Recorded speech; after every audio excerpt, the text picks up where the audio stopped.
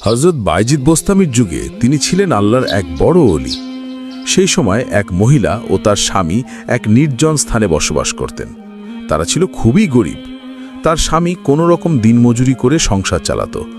ক্ষুধা আর ক্লান্তি ঘরটিকে যেন ঠেকে রেখেছিল। তবু তার স্ত্রী ছিল পর্দানশীল, আল্লাহর ভীরু, সৎ, নম্র, ভদ্র, চোখে ছিল সাবর, অন্তরে ছিল তাওয়াক্কুল। অধিকাংশ সময় ওই শ্রমিকের স্ত্রী আল্লাহর ইবাদত করেই কাটাতেন। একদিন ওই ব্যক্তি চোখের পানি লুকিয়ে তার স্ত্রীকে বললেন, হে আমার প্রিয়তমা স্ত্রী, কয়েকদিন কোনো কাজ নাই, টাকা নাই, ঘরে কোনো খাবার নাই, অনাহারে আছি। তুমি কতই না কষ্ট পাচ্ছ, আমি ব্যর্থ। তখন তার স্ত্রী দুঃখ ভুলে মুচকি হেসে বলল, হে আমার প্রাণের প্রিয় স্বামী, আপনি কোনো চিন্তা করবেন না। রুজির মালিক আল্লাহ, নিশ্চয়ই তিনি কোনো না কোনো ব্যবস্থা করবেন। ঘরে কিছু না থাকলেও আপনি তো আছেন, এটাই আমার কাছে অনেক বড়। তখন স্বামী বললেন, হে আমার প্রিয়তমা স্ত্রী, তুমি কোনো চিন্তা করো না, আমি কোনো না কোনো কাজের ব্যবস্থা করব। এই কথা বলে ওই মহিলার স্বামী কোনো এক অজানা পথ ধরে কাজের সন্ধানে বার হয়ে গেলেন। তখন তার স্ত্রী কান্না করে আল্লাহর কাছে দোয়া করে বললেন, হে আল্লাহ, তুমি তো দয়ার সাগর, তুমি তো রুজির মালিক, তুমি কোনো না কোনো কাজের ব্যবস্থা করে দাও।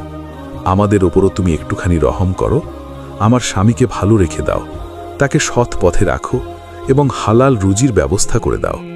এদিকে ওই মহিলার স্বামী অনেক পথ যাবার পরেও কোনো কাজ পেলেন না, ক্লান্ত হয়ে পড়েছিল। তাই একটি জায়গায় বসে বিশ্রাম নিচ্ছিলেন। হঠাৎ করে দেখলেন কয়েকজন লোক একটি গরুর গাড়িতে করে কাঠের বোঝা নিয়ে চলেছে।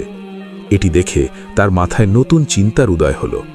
মনে মনে ভাবতে লাগল, আচ্ছা, আমি যদি জঙ্গলে গিয়ে গাছের শুকনো কাঠগুলো ভেঙে সেগুলি বোঝা করে বিক্রি করি, তাহলে আমাদের রুজির ব্যবস্থা হয়ে যাবে। অতঃপর তিনি আর দেরি করলেন না, ওই জঙ্গলের দিকে রওনা হলেন। এদিকে তার স্ত্রী না খেয়ে থাকলেও আল্লাহর ইবাদত করতে কখনো ভুলতেন না, তাই তিনি আল্লাহর ইবাদতে মশগুল হলেন।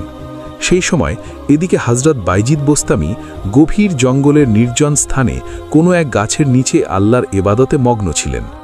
ওই গাছের ওপর একটি পাখি বসেছিল। কিছুক্ষণ পর তিনি আকাশের দিকে তাকাতেই পাখিটি হযরত বাইজিদ বোস্তামির মাথার ওপরে পায়খানা করে দেয়। এটি দেখে হযরত বাইজিদ বোস্তামি খুবই রেগে গেলেন এবং তিনি খুবই রেগে পাখিটির দিকে তাকাতেই পাখিটির সাথে সাথে পুড়ে ছাই হয়ে গেলেন। অতঃপর তিনি সেখানে আর থাকলেন না, অন্য কোনো জায়গায় যাবার জন্য প্রস্তুত হলেন। হযরত বাইজিদ বোস্তামি কোনো এক অজানা পথে রওনা হলেন। কিছু দূর যাবার পর তিনি বুঝতে পারলেন আসরের নামাজের সময় হয়ে গেছে, তাই অজু করার জন্য পানির